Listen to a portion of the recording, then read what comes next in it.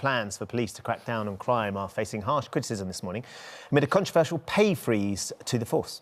Plus, the Chief Constable of the West Yorkshire Police says on the front page of today's Daily Express, police are the nation's punch bag. John Robbins says officers are punched, kicked, pushed and spat at every day.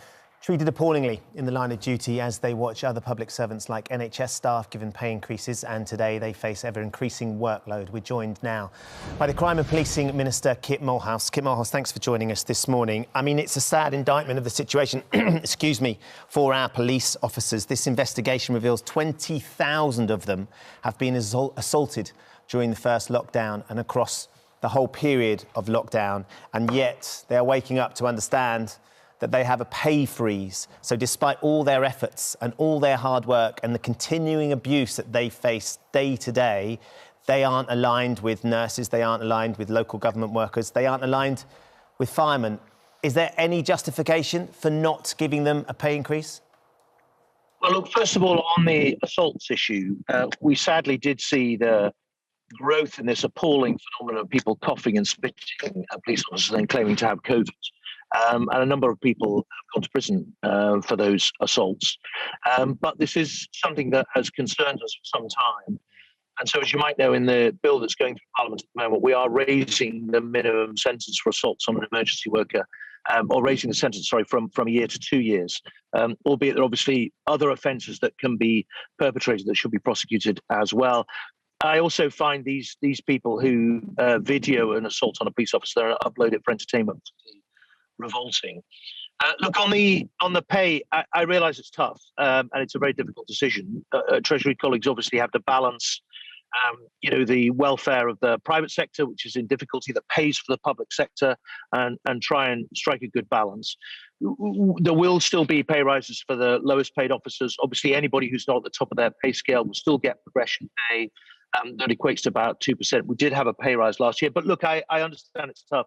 And it's very disappointing. But there are other things we're doing to make police officers feel valued. So, for example, in law later this year, the police covenant will become a reality, looking at police well-being, safety, and particular support for families, so that as officers go about their very difficult task, we are putting some of the structures behind them to make sure that their welfare and the welfare of their loved ones is at the forefront of our work. But look, I hope that on pay we can get back to some normality next year, albeit this year is obviously a tough decision to swallow. I mean, the Police Federation, we talk about physical assaults, but the fact that the police officers who've worked so hard throughout the pandemic are experiencing a pay freeze, that the Police Federation says it is an 18% pay cut in real terms over the space of a decade.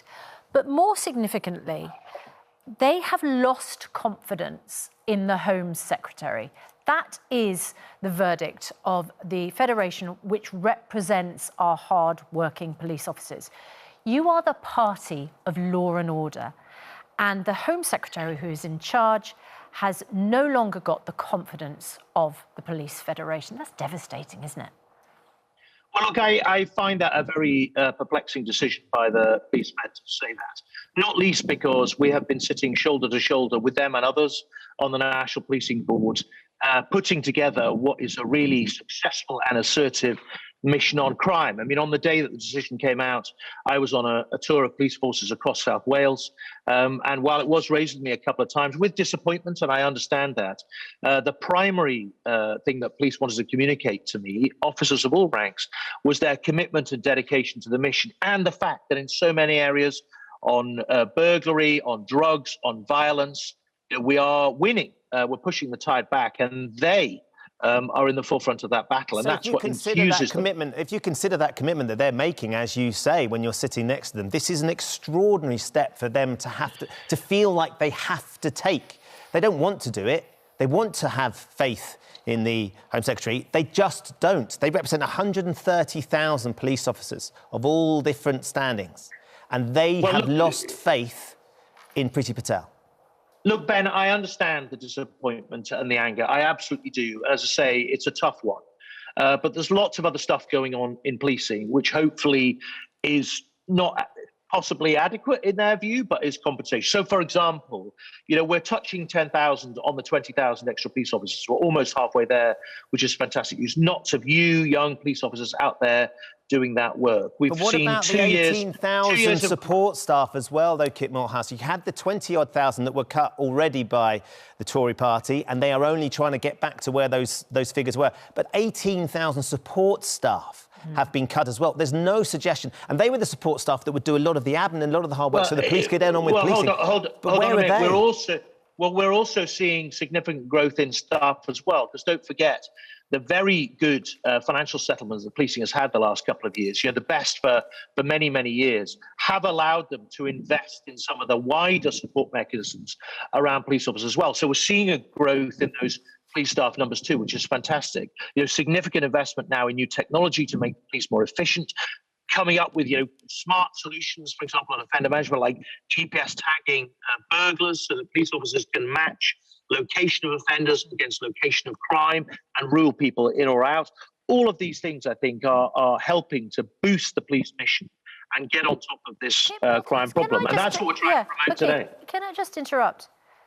It's completely disingenuous to call these numbers growth, because you have cut 20,000 police officers since 2010, since the Conservative Party has been in government.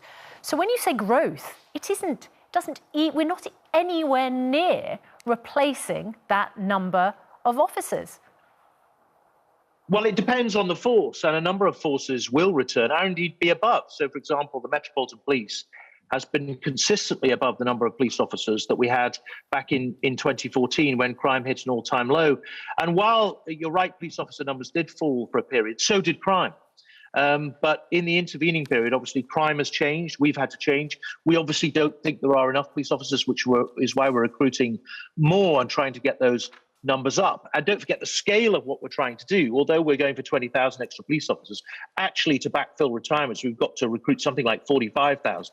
So it's a huge operation to get them out there. And we think it'll be a massive shot of energy, as I say, in the face of what has been changing crime. When are we going to get to the point where we have the same number of police officers as we had back in 2010? So I think we'll be at or about the same by the time we get to the end of the 3-year period, which will be in about 18 months' time.